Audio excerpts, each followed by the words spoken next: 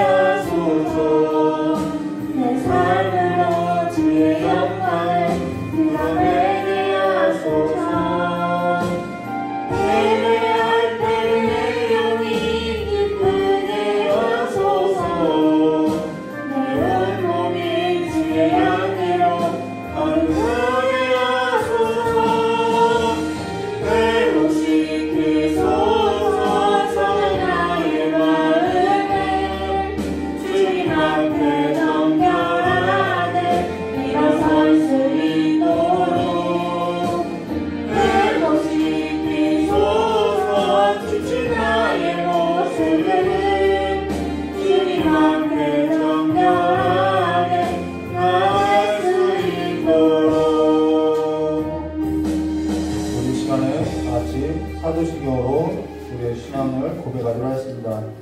전능하사 천지를 만드신 하나님 아버지를 내가 믿사오며 그 외아를 우리 주 예수 그리스도를 믿사오니 이는 성령으로 임재하사 동정녀 마리아에서 나시고 본디오 빌라도에게 고난을 받았다 십자가를 깎여 주시고 장사한 지 사흘 만에 죽은 자 가운데서 다시 살아나시며 하늘에 오르사 전능하신 하나님 우편하게 하시다가 저리로서 산자와 죽은 자의 심판하러 오시리라. 성령을 믿사오며 거룩한 공예와 성도와 서로된 것과 죄를 사하신 것과 몸에 달려 산 것과 영원히 사는 것을 믿사옵나이다. 아멘. 우리 찬송원장 부르시는 하나님 말씀 듣도록 하겠습니다.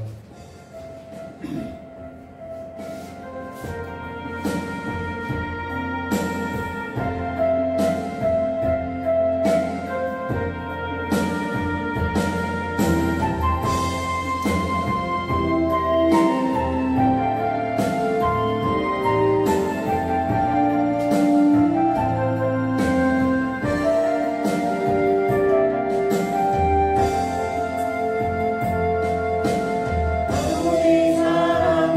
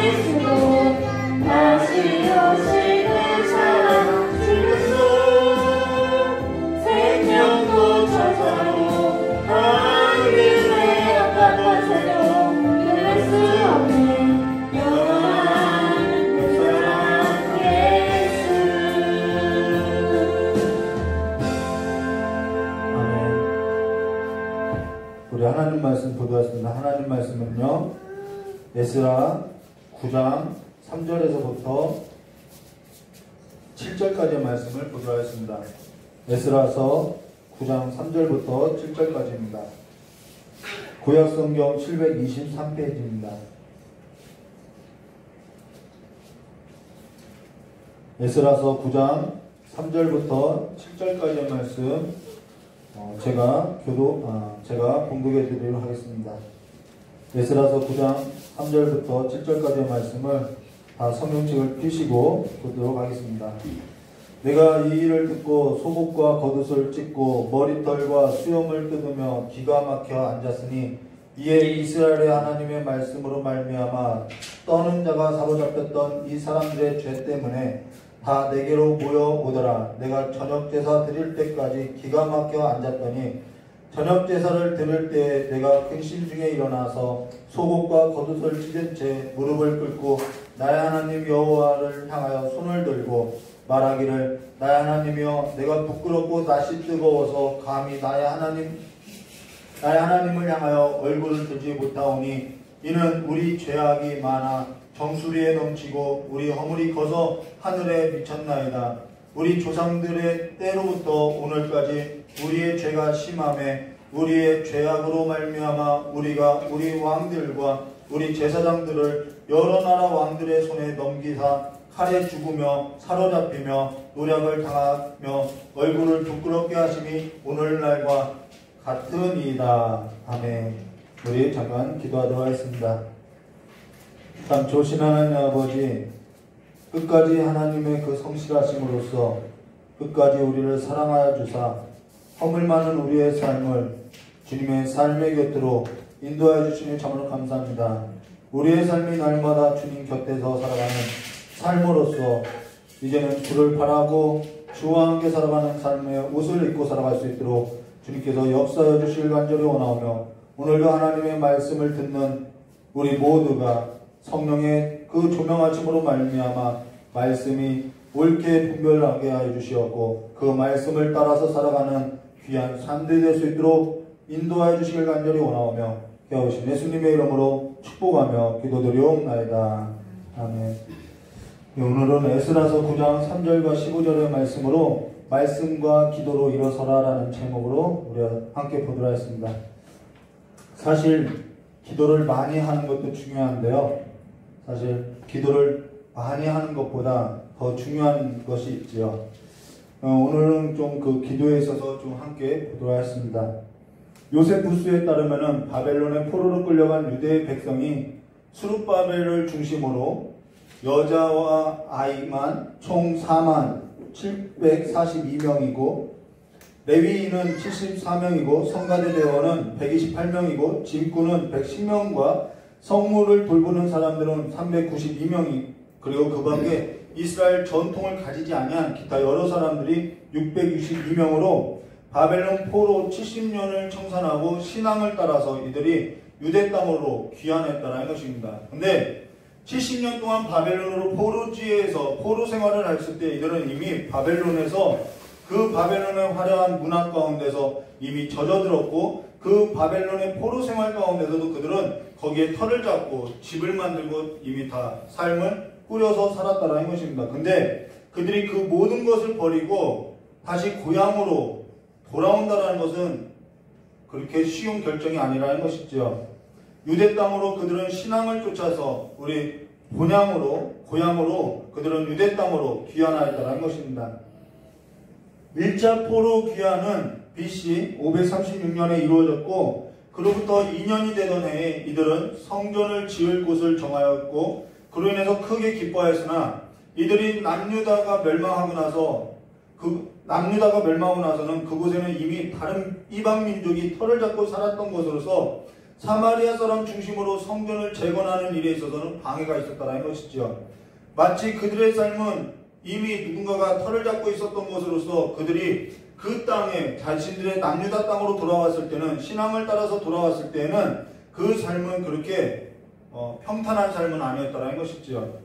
이로 인해서 페르시아의 고레스의 뒤를 이어서 왕이 된 캄비세스 2세는 성전 재건 사업을 18년 동안에 중단하게 되었고 그 뒤를 이은 다리우왕 6년에 BC 516년에 수르바벨 성전이 재건되어 있다는 것입니다.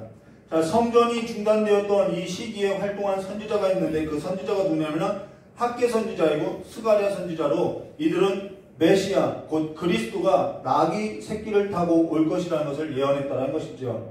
근데 성전이 중단되었을 때 이들은 유대 총독이었던 수르바벨이 능력이 없어서 성전 건축이 중단된 것이 아니냐라고 생각했고 또는 아직 성전을 건축할 때가 아닌가라는 생각으로서 어떤 이들은 바벨론 70년 포로 생활에 그 젖어 있었던 삶의 죄악을 따라서 그들은 남유다로 왔을 때 그 죄악대로 또 삶을 살았다라는 것이지요. 이와 관련해서 학개 선지자와 스가랴 선지서를 묵상하면요 그들의 죄악이 어떠했는지 낱낱이 기록하고 있다는 것입니다. 그러고 이들은 바벨론 포로 70년 포로에서 고향 땅으로 오게 되었을 때 이미 주변 다른 민족이 자리 잡고 있었고 자신들의 집과 터전과 땅은 황폐하게 되었던 것으로서 신앙을 가지고 고향을 밟은 삶은 그 삶에 대한 대가는 너무나도 혹독하였고 그 삶을 살아가기에는 너무나도 지쳐 있을 만큼 피곤한 삶이었다는 것입니다. 그러면서 이들의 삶은 더 나아지는 것도 없었고 학개 선지자와 스가랴 선지자가 예언했던 그 메시아도 금방 올 것과 같았는데 더디게 오고 있고 오지도 않았고 성전 재건을 하면 좀 나아질 것 같이 기대를 하였지만 그 기대마저도 사라진 것으로서 이들의 신앙의 정체성마저도 흔들리고 신앙마저도 사라진 것으로서 다시 그들은 옛 죄악을 따라서 바벨론의 화려한 그 문명에 살았던 그 삶을 따라서 세상의 죄악에 섞여서 죄악을 먹고 마시는 삶으로서 점점점 신앙을 이끌어가고 있었다는 것이죠. 이때 BC 458년에 2차 포로 기한이 있었던 것으로 1차 포로로부터 약 80년이 지나고 난 이후에 학자견 제사장인 에스라를 중심으로 2차 포로 기한이 일어났던 것으로서 바로 오늘 우리가 함께 봉독한 이 에스라가 그 2차 포로 기한의 상황이라는 것입니다. 그리고 그로부터 약 13년이 지나고 나서 느헤미야를 중심으로 3차 포로 기한이 이루어진 것으로서 이때 성벽이 52일 만에 재건됐다는 것이죠. 근데 수르바벨을 중심으로 이루어진 1차 포로 기한 때 학개와 스가랴 선지자로 하여금 식었던 가슴이 불이 붙었지만은 그렇게 불이 붙었던 그들이 BC 516년에 수르바벨 성전을 재건하게 되었지만은 그러나 이들의 삶은 성전을 재건하고도 여전히 나아진 것도 없고 그들의 형편은 여전히 어려웠고 오실이라고 한 그 그리스도도 오지 않았고 그래서 소망마저도 사라지고 다시 그들의 삶은 바벨론 70년 동안에 바벨론의 그 화려한 문화를 즐겼던 그 죄악에 먹고 마시는 삶으로서 신앙이 어떻게 되었냐면 그 신앙이 정체성을 잃어버리고 섞이게 됐다는 것입니다. 이미 바벨론의 문화와 이들이 신앙을 지키고자 했던 이 신앙이 섞여서 죄악을 먹고 마시고 있었다는 것이죠.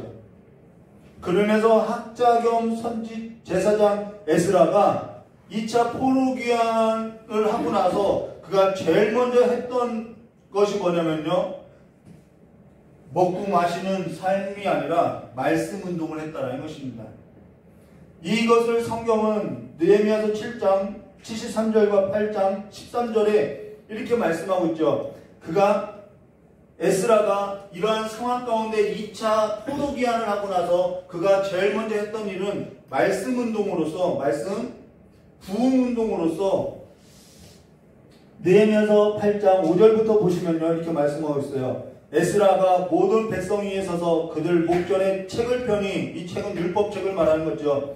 책을 펼 때 모든 백성이 일어서니라. 에스라가 위대하신 하나님 여호와를 송축하며 모든 백성이 손을 들고 아멘 아멘하고 응답하고 몸을 굽혀 얼굴을 땅에 대고 여호와께 경배하더라라는 말도 전에도 한번 언급했던 것처럼 성경을 필 때 일어서는 것이 맞다라는 것입니다.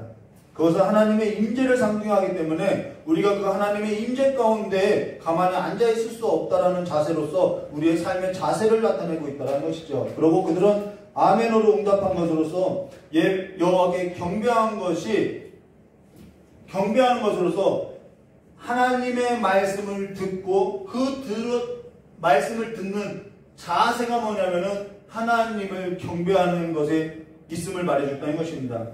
자, 그런 후에요.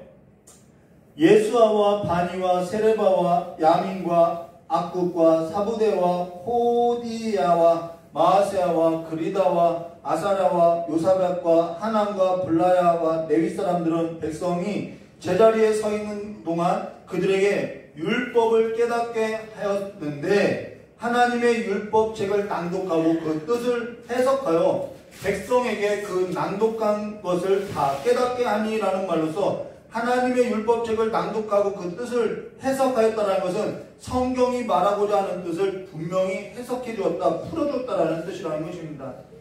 그러고 나서 성경 말씀을 계속 느헤미야서를 보면요, 백성이 율법의 말씀을 듣고 다 우는지라. 여러분, 심령의 변화는 삶의 변화로서 이루어지는 것이 아니라 말씀을 들을 때 우리는 심령의 변화가 일어난다는 것입니다. 이것이 오늘 중요한데요. 총독 느헤미야와 제사장 겸 학사 에스라와 백성을 가르치는 레위 사람들이 모든 백성에게 이르기를 오늘은 너희의 하나님의 여호와의 성일이니 슬퍼하지 말라 울지 말라라고 한 것으로 사람들은 말씀을 들을 때 심령의 변화가 일어난다는 것입니다. 말씀에 의한 심령 깊숙한 곳에서 변화가 일어날 것을 말해줬다는 거예요. 자, 에스라가 지금 2차 포로로 돌아왔을 때 이르는 신앙이 이미 바벨론의 화려한 문명 가운데에서 그 문화에 섞여 있었던 신앙이라는 것입니다. 그러면은 이들의 신앙은 그렇고 이들의 삶은 황폐했던 삶이었다는 것이죠. 그러면 이들의 이러한 상황 가운데서 에스라가 본 것은 무엇이냐면 말씀 운동을 하고 그 말씀으로 인해서 그들의 심령이 본질적으로 변화되어야 할 것을 보여주고 있다는 것이죠.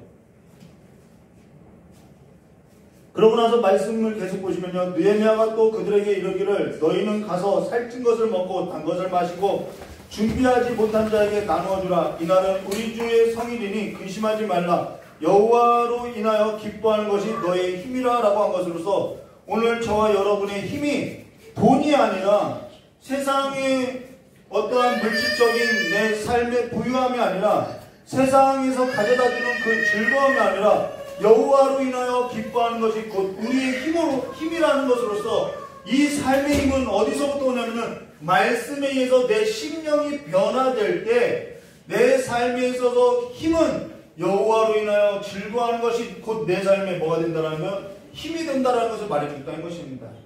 그래서 말씀에 의한 내 삶의 깊숙한 곳에서부터의 심령의 변화가 없이는 내 삶의 힘은 여전히 세상이라는 거예요. 성경은 지금 그것을 말해주고 있다는 것입니다. 이러한 삶은 어디서부터 시작되었느냐? 말씀에 의한 심령 깊은 곳에서부터의 변화가 시작된 것으로서 우리가 사는 힘이 돈이 아니고 세상 속의 즐거움이 아니라 바벨론의 그 화려한 문명이 아니라 여호와로 인하여 기뻐하는 것이 곧 우리의 힘이고 나의 힘이라고 깨닫고 그것을 즐거워하는 그 삶은 어디서부터 시작되냐면 하나님의 말씀으로부터 시작된다는 거예요.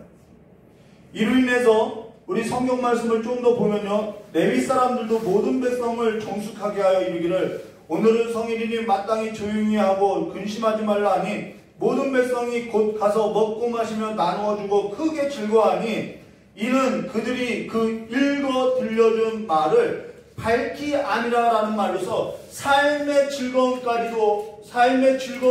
어디서부터 오냐면은 말씀에 의해서 내 심령이 변화되었을 때 내 삶의 환경이 변하지 않더라도 그것이 내 삶의 힘이 되어서 내 삶에 있어서까지도 즐거움이 된 것을 말해준다는 것입니다. 이것이 하나라는 거죠.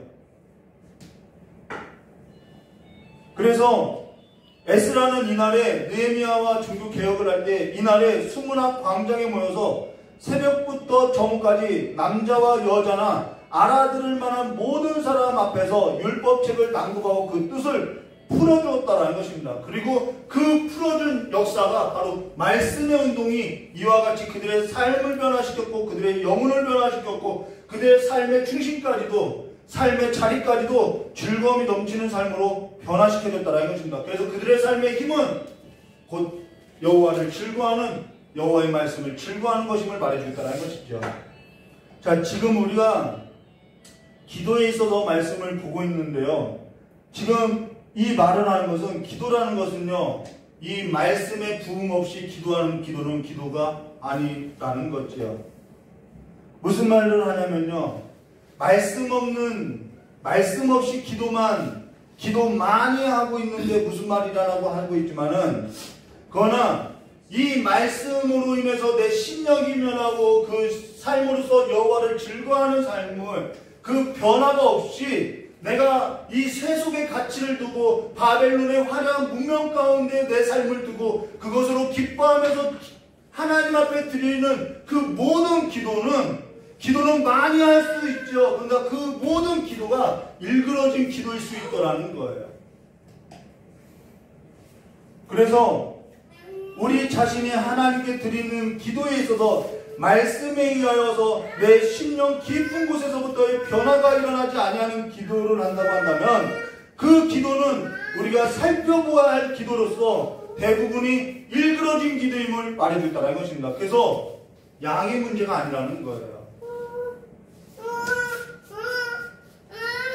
포도나무 교회 여주봉 목사님이 이런 말을 했는데요. 저는 그 말에 100% 동의해요. 그분이 뭐라고 이야기했냐면 한국 성도들만큼 기도 많이 하는 성도도 없다라고 이야기하는 거예요. 그러면서 한국 성도가 기도 많이 하고 있는 거 자신도 잘 알고 있다라고 이야기하는 거예요. 근데 그분이 뭐라고 이야기했냐면요. 그러나 내가 하고자 하는 것에 있어서 볼게요.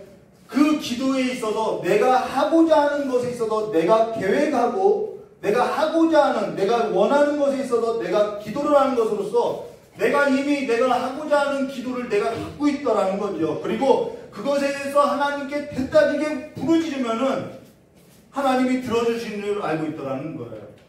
그래서 내가 대따지게 기도를 하고 많이 기도하면은 내가 하고자 하는 것이 그 기도는 어떻게 이루어지는 거냐면 내 방법으로서 기도는 해요. 근데 그 삶은 내 방법으로 살죠. 그리고 그 삶은 또 내 방법으로 하고 또 내 방향으로. 왜 그러냐면 내가 요구하고 있는 것을 내가 기도했기 때문에 그것을 이루기 위한 방법도 내 방법이고 그것을 추구하는 삶 또한 그 방향성도 내 삶으로서 그 길은 내 길이라는 거죠. 그래서 그 기도는 내가 가고자 하는 길을 구한다는 것입니다. 이게 포도나무교회 여주봉 목사님이 했던 말인데요. 그래서 이 기도는 하나님의 길과 하나님께서 나타내 보인 길과 전혀 상관없이 기도하는 기도로서 많은 기도를 할 수 있다는 거예요. 저는 이 말에 100% 동의한다는 것입니다. 기도 많이 할 수 있어요. 그런데 내가 요구하고 있는 것, 그런데 내가 하나님의 말씀에 의해서 내 심령의 변화가 없고 하나님으로서 내가 힘으로서 살아가는 그 삶의 즐거움 없이 내가 신앙에 있어서 내 형편을 보고 내가 바벨론적인 삶에 있어서 내가 섞여 있고 그래서 내가 구하는 그 기도의 내용을 자세히 살펴보면은 내가 가고자 하는 길이고 내가 가고자 하는 그 길에 있어서 내 방법을 구하고 내 방향성을 구한 것으로서 그 기도는 내 길을 구하고 있더라는 것이죠. 그리고 자신은 기도 많이 했다고 이야기한다는 것입니다. 이것이 한국교회의 기도의 전형적인 모습이라는 거죠. 그러나 이와 같이 말씀 없이 기도하는 그 대부분의 기도는 일그러진 얼굴로 자기 길을 구하는 기도로서 대부분인데 전부라고 해도 과언이 아닐 거라는 것입니다.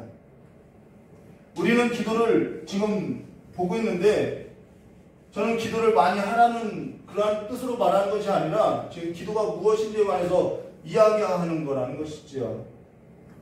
앞서 우리는 수룹바벨 중심으로 1차 포로기환을 했던 이들에게 있어서 조금 살펴보았던 것으로서 그들이 기도하지 않았을까? 아니라는 것입니다. 그들은 신앙을 따라서 유대 땅으로 왔고 그들은 이전에 바벨론 포로 생활에 있어서 젖어 있었던 삶을 청산하고 왔지만은 그러나 그들의 신앙의 삶 가운데도 이 바벨론에 70년 동안 살았던 삶이 섞여져 있었다라는 것이죠. 근데 그들은 말씀에 의한 그들의 신령 깊숙한 곳에도 이미 섞여 있었던 것으로서 그 말씀에 의한 새롭게 되지 않는, 그 말씀에 의한 새롭게 되는 변화가 일어나지 않으면은 그들은 유대 땅으로 와서 성전을 재건하고 성벽을 쌓아도 그들은 여전히 자신들의 삶을 구하는 삶을 놓지 못하고 있더라는 것입니다. 그로 인해서 늘 신앙이 있다고 하지만은 그 신앙을 가진 자의 정체성도 찾아볼 수 없고, 왜요? 섞여 있기 때문이죠.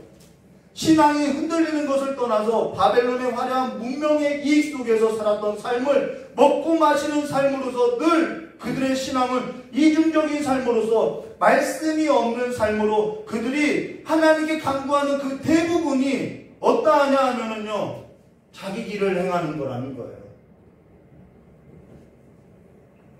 그래서 학자 겸 에스라가 제일 먼저 했던 일이 율법책을 꺼내어 들어서 하나님의 길이 무엇인지 가르치기 시작했다는 것입니다.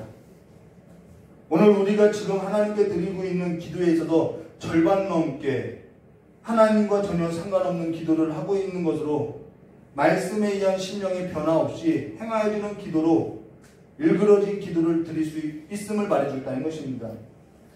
기도는 많이 하면 할수록 좋다고 말할 수 있지만은, 그러나 기도는 많이 하면서도 전혀 삶에 있어서도 기도를 많이 한다는 것과 달리 자신의 삶에 있어서는 여전히 세상을 취하고 세상에 머리를 박고 살아갈 수 있음을 말해줬다는 것입니다.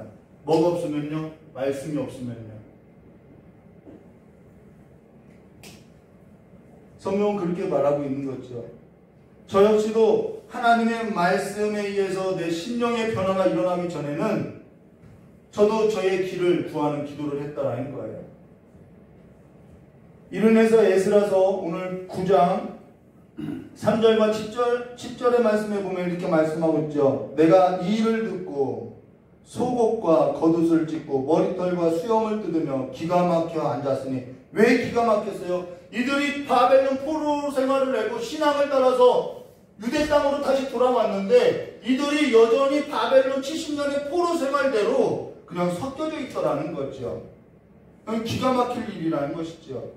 이에 이스라엘의 하나님의 말씀으로 말미암아 떠는 자가 사로잡혔던 이 사람들의 죄 때문에 다 내게로 모여오더라. 내가 저녁 제사 드릴 때 기가 막혀 앉았더니 저녁 제사를 드릴 때 내가 근심 중에 일어나서 속옷과 겉옷을 찢은 채 무릎 꿇고 나의 하나님 여호와를 향하여 손을 들고 라고 하는 것으로서, 손을 들었다라는 것은 곧 기도했다라는 것을 말해주고 있죠. 그러고 나서 그가 한 기도의 내용을 보면은 6절로부터요. 말하기를 나의 하나님이여 내가 부끄럽고 낯이 뜨거워 감히 나의 하나님을 향하여 얼굴을 들지 못하오니 이는 우리 죄악이 많고 정수리에 넘치고 우리의 허물이 커서 하늘에 미침이니라. 우리 조상들의 때부터 오늘까지 우리의 죄가 심하며 우리의 죄악으로 말미암아 우리와 우리 왕들과 우리 제사장들을 여러 나라 왕들의 손에 넘기사 칼에 죽이며 사로잡히며 노략당하며 얼굴을 부끄럽게 하심이 오늘날과 같으니라 라는 말로서 기도를 하고 있는데, 이들은 여전히 그러하고 있더라는 것이죠. 여전히 지난날의 그 죄악을 먹고 마시고 있더라는 것입니다. 기도는 많이 하는 것도 중요하다고 말하지만은, 그러나 기도가 무엇인지 지금까지 기도한 그 기도에 있어서 우리가 눈을 뜨고 이 말씀에 의해서 볼 줄도 알아야 한다는 거예요. 그러고 이어서 8절부터 보시면요. 이제 우리 하나님 여호와께서 우리에게 잠시 동안 은혜를 베푸사 얼마를 남겨두어 피하게 하신 우리를 그 거룩한 처소에 박힌 목과 같이 하시고 우리 하나님이 우리 눈을 밝히사 우리가 종로로 타는 중에서 조금 소생하게 하셨나이다. 우리가 비록 노예가 되었사오나 우리 하나님이 우리를 그 종살이하는 중에 버려두지 아니하시고 바사 왕들 앞에서 우리를 불쌍히 여김을 입고 소생하여 우리 하나님의 성전을 세우게 하시며 그 무너진 것을 수리하게 하시며 유다와 예루살렘에서 우리에게 울타리를 주셨나이다. 우리 하나님이여, 이렇게 하신 후에도 우리가 주의 계명을 저버렸사오니 이제 무슨 말씀을 하오리까? 전에 주께서 주의 종 선지자들에게 명령하여 이르시되 너희가 가서 얻으려 하는 땅은 더러운 땅이니 이는 이방 백성들이 더럽고 가증한 일을 행하여 이 끝에서 저 끝까지 그 더러움을 채웠습니다. 그런즉 너희 여자들을 그들의 아들들에게 주지 말고 그들의 딸들을 너희 아들들을 위하여 데려오지 말며 그들을 위하여 평화와 행복을 영원히 구하지 말라. 그리하면 너희가 왕성하여 그 땅의 아름다운 것을 먹으며 그 땅을 자손에게 물려주어 영원한 유산으로 물려주게 되리라 하셨나이다 라고 했는데, 그들이 바벨론 70년에 포로로 끌려가서 포로로 살았건만 바벨론 70년 포로가 끝난 이후에도 여전히 그들은 죄악에 뒹굴면서 섞여 살고 있다는 거예요. 말씀이 그들의 심령을 변화시키지 못했다는 것이죠. 그들의 삶의 가치란 말씀이 아니라, 그들의 삶의 방식이란 말씀이 아니고, 그들의 삶의 방향이라는 것은 말씀이 아닌 것으로서 그들은 말씀에 의하여 영혼 깊은 곳에서부터의 변화를 받지 못하였다는 것을 말해주고 있다는 거예요. 그래서 학자겸 제사장 에스라가 그들을 위해 탄식하며 기가 막혀서 기도하고 있음을 말해주고 있다는 것이죠. 말씀에 의하여 영혼 깊은 곳에서부터 변화를 받지 못하면 우리의 삶은 아직도 말씀이 아니고 삶의 방식도 말씀이 아니며 삶의 방향도 말씀을 쫓아 살아가는 것이 아니라 바벨론 70년 포로에서 보았던 화려한 문명의 이 가운데서 세상의 즐거운 것들을 내 삶의 힘으로 하고 내 삶의 가치를 두고 내 삶의 방식을 두고 내 삶의 방향을 둔 것으로서 우리가 드려지는 그 기도는 내 삶의 가치를 둔 기림을 말해줬다는 것입니다. 그러고 나서 삶에는 전혀 변화가 없이 기도만 많이 하는 것으로서 그들의 가치란 세상이고 그들이 바라보는 시선이라는 것은 세상의 눈으로 보는 것이고 그들이 기도의 양이 많은 것은 전혀 하나님과 아무런 관계가 없는 것으로서 하나님께 간구하고 있음을 말해줬다는 것이죠. 그들이 성전을 재건하고 성벽을 쌓고 절기를 지킨다고 하여도 그들이 섞여 있는 그 삶은 말씀에 의해서 뽑혀지지 않으면은 여전히 죄악에 뒹굴어지는 삶으로서 이방인과 섞여 있는 삶의 태도를 갖는다는 것을 말해준다는 것입니다. 이것이 지금 우리의 현실이고 우리의 현 주소라는 것이죠. 그들이 기도하는 그 기도의 기초는 말씀이 아니기 때문에 말씀에 의하여 내 삶의 가치에 섞여 있었던 세속의 가치가 뽑혀지지 아니하고 내 삶의 방식도 변화되지 아니하고 내 삶의 방향도 달라진 것이 없기에 말씀이 없는 삶으로 기도만 한다는 것입니다. 왜요? 그것이 쉽거든요. 그러나 반대의 경우도 있죠. 말씀만 읽고 기도하지 아니하면 어떠한 경우가 일어나냐면은 하나님께서 일상의 삶 가운데 역사하시는 그 삶의 경험이 없는 것으로서 말씀을 지식으로만 갖고 있다라는 것입니다. 그래서 말씀에 의한 변화를 따라서 그 변화는 무엇으로 연결되어야 하냐면 기도의 삶으로 반드시 연결되어야 한다는 거예요. 그래서 기도의 원동력은 하나님의 말씀임을 말해줬다는 것입니다.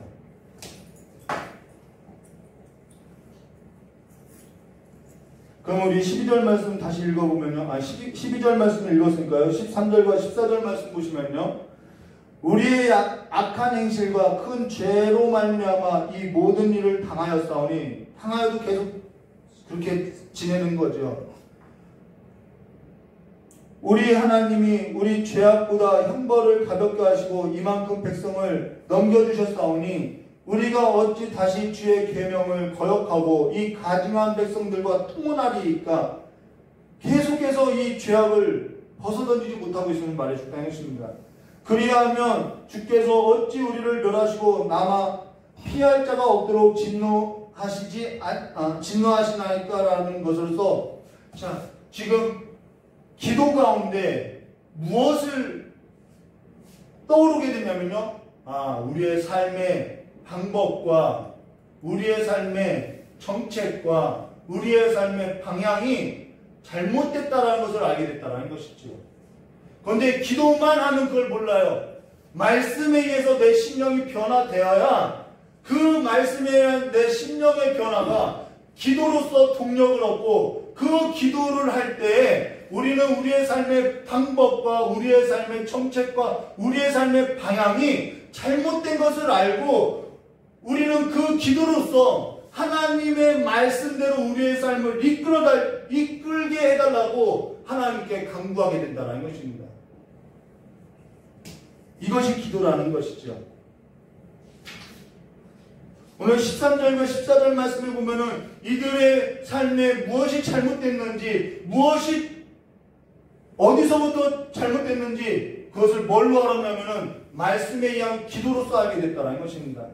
무슨 말을 하려고 하냐면요, 말씀에 의해서 심령이 변화되고 그 심령의 변화를 따라서 기도하게 되는 그 기도는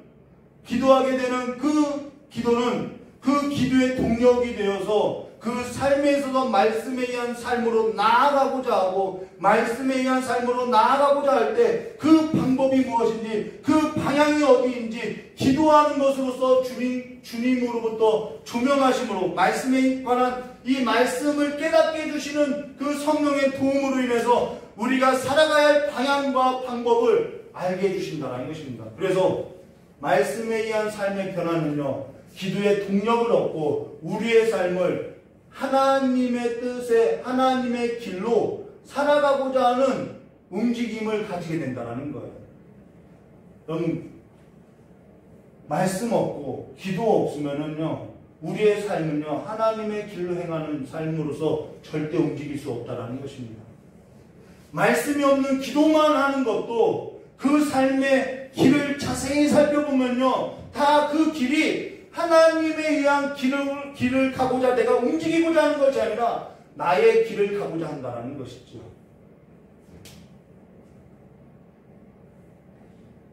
그래서 말씀이 없는 삶은 그것이 또한 기도의 동력이 되지 않는 삶은요, 하나님의 길로서 갈 수 없음을 말해줬다는 것입니다. 그래서 말씀 읽으라고 하는 거죠. 그러하기에 기도하지 아니하고 행하는 모든 것은요, 다 또 기도하지 않고 내가 행해요? 나는 말씀을 지식으로만 갖고 있어요. 그렇게 기도하지 아니하고 행하는 모든 것은 다 자기 길로 행하는 것이고 자기 길로 행하는 그 모든 일에 있어서 모든 방법은 다 자기 방법이고 자기 방법으로 행하는 것이고 자기가 가고자 하는 그 모든 길은 곧 자기가 원하는 길이고 그것이 하나님과의 길과는 전혀 상관없는 자기 길임을 말해줬다는 것입니다. 그 자기 길에서 얻어지는 모든 것은, 모든 구하는 것은 다 자기의 것이라는 거죠. 하나님과 전혀 상관이 없다는 것입니다. 그래서 기도는 많이 해도 자기 방법대로 살아가고요, 자기 방향대로 자기의 삶을 살아간다는 거예요. 그러니까 이것이 하나님과 뭐가 된 거예요? 원수가 된 거라는 것입니다. 그러고 나서 자신은 기도를 많이 한다고 하면서 전혀 말씀에 의한 변화된 삶이 없이 바벨론 70년 포로로 종이 되어서 살았던 삶으로 바벨론의 화려한 문명의 이익 가운데 젖어든 삶으로서 여전히 살아가고 있는 모습을 보게 된다는 것이죠. 그러하기 때문에 하나님의 말씀을 묵상함이 얼마나 큰 우리에게 유익을 주는지 성경 말해주고 있다는 것입니다. 그러면서 그들이 하는 말이 무엇이냐면요, 기도를 많이 한다고 하지만은 사실 그 기도의 양은 그리 중요한 것이 아니라는 거예요. 전혀 변화가 없고 말씀에 의한 심령의 변화가 없고 삶에 의한 신앙인인지 이방인과 섞여서 살아가는 이방인인지 구별이 없이 살면서 자기의 길을 구하는 기도를 한다는 것은 자기 이익받기는 되지 않는다는 것이죠. 그리고 그 삶의 방향은 자신이 구한 것에 의해서 자기가 그것을 얻고자 하는 삶으로서 남의 것조차도 하나님의 뜻과는 전혀 상관없이 내 울타리를 채우고자 하는 삶을 말해줬다는 것입니다. 그래서 하나님은 또 다른 심판을 준비하고 계시다는 것입니다. 그러면서 기도를 많이 하는 것도 중요하지만 지금 우리가 무엇을 기도하는지에 있어서 말씀에 의해서 보아한다는 것이죠. 기도의 동력이 되는 것은 말씀이고 말씀에 묵상 없이 기도를 한다는 것은 전혀 정말 이상한 신앙이라는 것입니다. 기도의 동력은 곧 말씀이고 그 말씀에 의한 변화된 심령은 말씀에 의하여 기도하는 동력을 얻어서 말씀에 의하여 기도하게 되고 말씀에 의하여 살고자 하는 삶으로서 그 삶의 방향이 움직여지고 그 삶은 자신이 하나님께 은총을 입은 자로서 내가 새롭게 된 것을 알기 때문에 그 자신의 신앙의 정체성을 확인받은 자로서 그 정체성을 갖고 자신이 하나님의 말씀을 지향하고자 살아 움직인다는 것을 말해줬다는 것입니다. 그래서 그 삶은요 반드시 말씀과 기도가 함께 간다는 거예요. 자, 그런 후에 우리 15절 말씀 보도록 하겠습니다. 이스라엘의 하나님 여호와여 주는 의로우시니 우리가 남아 피한 것이 오늘날과 같사오거늘 도리어 주께 범죄하였으니 이로 말미암아 주 앞에 한 사람도 감히 서지 못하겠나이다 하니라 라고 한 것으로서 주 앞에 한 사람도 감히 서지 못하겠나이다. 맞죠? 말씀에 의해서 내 삶을 비추어 보니까 말씀에 의해서 이들의 삶을 비추어 보니까 주 앞에 한 사람도 감히 서지 못하겠다는 것입니다. 근데 주의 얼굴, 이게 주의 얼굴인데요. 주의 얼굴 앞에 한 사람도 감히 서지 못하겠나이다 라고 말은 하고 있는데 지금 누가 서 있다라는 거예요? 에스라도 서 있고 주의 백성도 서 있다라는 거죠. 그리고 지금 우리가 서 있음을 말해줬다는 것이죠. 이 말은 역설적인 것으로서 누가 주의 얼굴 앞에 감히 설 수 있습니까? 라고 하고 있지만은 근데도 지금 우리가 주의 얼굴 앞에 서 있게 되었습니다 라는 반전을 말해줬다는 것입니다. 이는 곧 우리가 에스라나 이 죄악으로 범죄한 이들이 주의 앞에 서게 된 것은 오늘 성경 말씀에 나오고 있죠. 단서가 이스라엘의 하나님 여호와는 주는 의로우십니다 라는 말로서 주께서 의롭기 때문에 우리가 설 수 있음을 말해줬다는 것입니다. 의롭다라는 말은 주님은 의로우십니다 라고 하는 그 의롭다라는 말은 옳고 그름을 말하는 정의로운 칼을 들어서 이것은 옳은 것이고 이것은 그릇된 것이라는 것으로서 말하는 그러한 의로움을 말하는 것이 아니라 어떠한 사람도 주님의 얼굴 앞에 감히 서지 못한다는 것으로서 지금 우리가 주의 얼굴 앞에 서게 된 것은 뭔가 놀랄만한 우리의 삶 가운데 어떠한 변화가 일어난 것이고 사건이 일어난 것으로서 그 놀랄만한 일과 그 사건은 주님이 의로우시다라는 말로서 곧 주께서 의롭다라는 말은 주님은 자비하십니다라는 뜻과 같다라는 거예요. 주님은 긍휼이 풍성하십니다라는 뜻으로서 우리가 그 앞에 서 있다라는 것이죠. 그래서 그 주의 의로우심과 그 주의 자비하심과 그 긍휼이 이루어진 곳이 어디냐면은 십자가라는 것입니다. 십자가에서 완성됐다라는 거예요.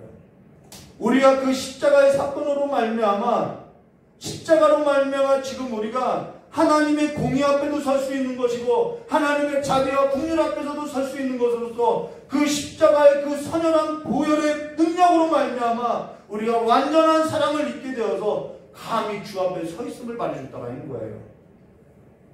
이제 땅에 속한 자가 아닌 그로 말미암아 우리가 땅에 속한 자가 아닌 하늘에 속한 자가 되었고 이제는 하늘에 속한 자의 정체성을 가진 자로서 확인을 받은 자로서 땅의 옷을 벗고 하늘의 옷을 입고 땅의 것을 먹고 마시고 죄악에 뒹구는 삶이 아니라 하늘의 것을 먹고 마시는 삶으로서 날마다 주의 말씀을 묵상하고 주께 나와서 그 말씀이 이루어지기를 기도하는 삶으로 이루어서야 할 것을 말씀하고 있다는 것입니다. 이제는 하늘의 것을 먹고 마시는 삶으로 다시 일어나 말씀을 먹고 새롭게 변화를 받아 이 세상의 풍조를 따르는 것이 아니라 기도의 동력을 얻어서 주 앞에서 주께서 말씀하시고자 한 그 삶의 길을 나아가기를 결단하고 순종되어지는 성도의 삶이 되시기를 주님의 이름으로 축복합니다. 다 같이 기도하도록 하겠습니다.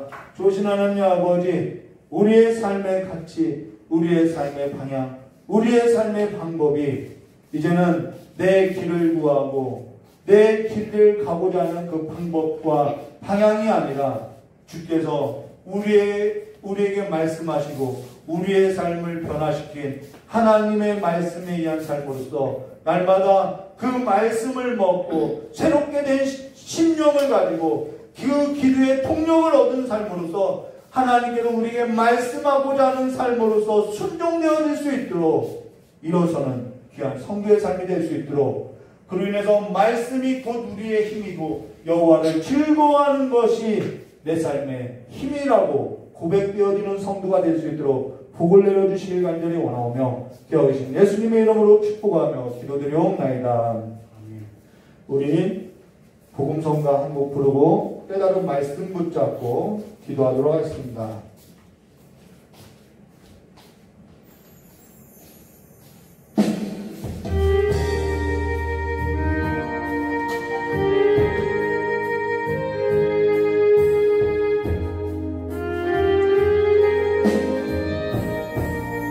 마음이 상한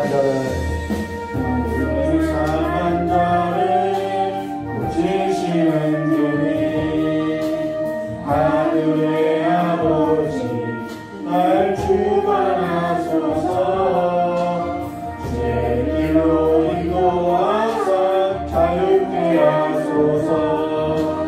새 일을 행하사 분케 하소서.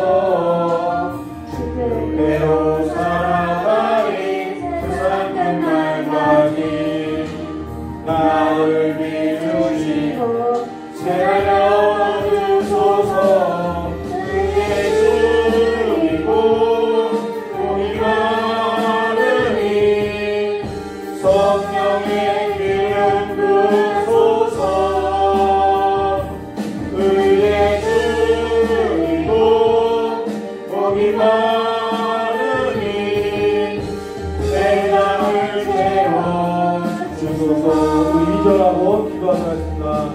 성령으로 채우사 즐겁게 하소서. 주의 임재 속에 은혜 알게 하소서. 주 뜻대로 살아가리 세상 끝날까지. 나를 믿으시고 세상을 열어주소서.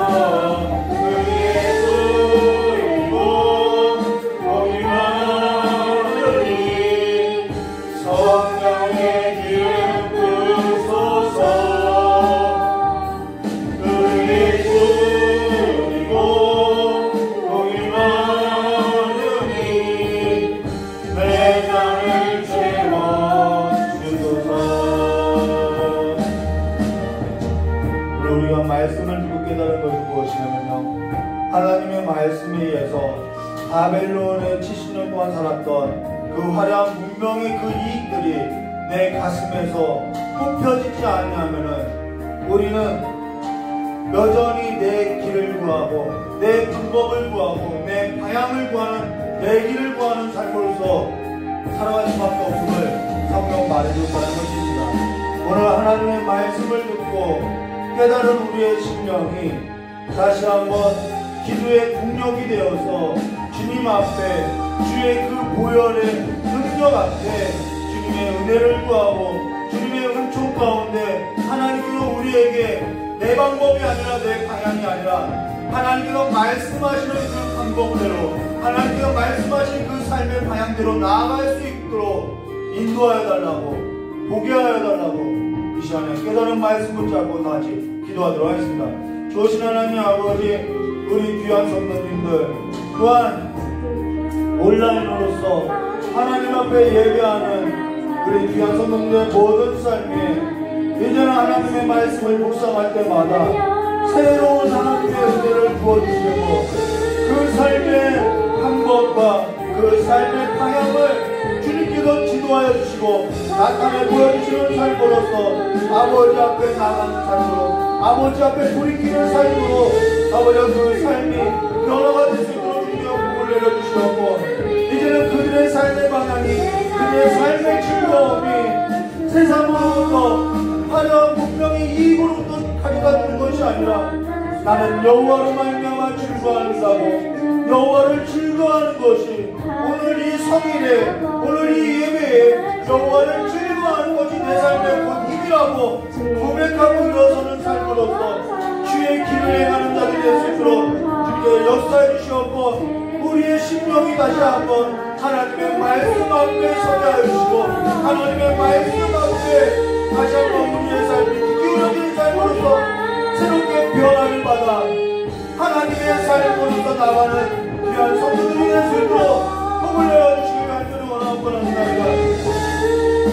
삶에 있어서 즐거움이 없다고 이익이 없다고 이제는 신앙마저도 타협하고 신앙마저도 이제는 섞여있는 그러한 삶이 아니라 이 삶 가운데서도 하나님의 방법을 구하고 하나님의 방향을 구하는 삶으로서 아버지 앞에 서는 자들이 있게 하여 주셨고 아버지 앞에 긍휼을 입은 백성들이 있게 하여 주셔서 하나님의 긍휼을 입은 자들을 아버지께서 긍휼을 베푸시라고 하셨사오니 날마다 아버지의 긍휼 가운데 살아갈 수 있도록 주님께서 복을 내려주시고 간절히 원하오며 귀하오신 예수님의 이름으로 축복하며 기도드리옵나이다.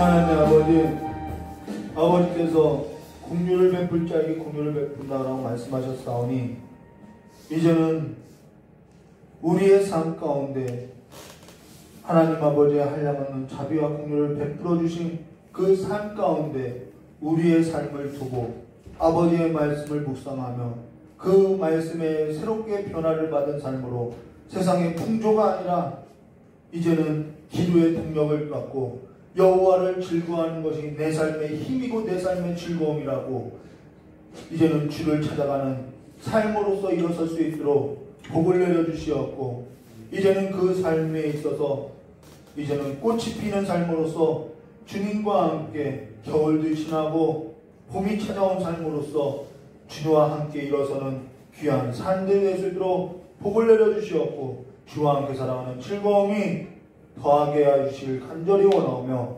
기하오신 예수님의 이름으로 축복하며 기도드리옵나이다. 우리 주기도문으로 수요를 마치도록 하겠습니다.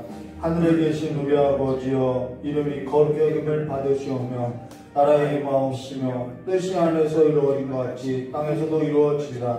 오늘 우리에게 일용할 양식을 주옵시고 우리가 우리의 죄진자를 사하신 것 같이 우리 죄를 사하여 주옵시고 우리를 시험에 들게 하지 마옵시며 다만 악에서 구하옵소서. 대개의 나라와 권세 영광이 아버지께 영원히 싸움나이다. 아멘. 이것으로 수요예배를 마치도록 하겠습니다.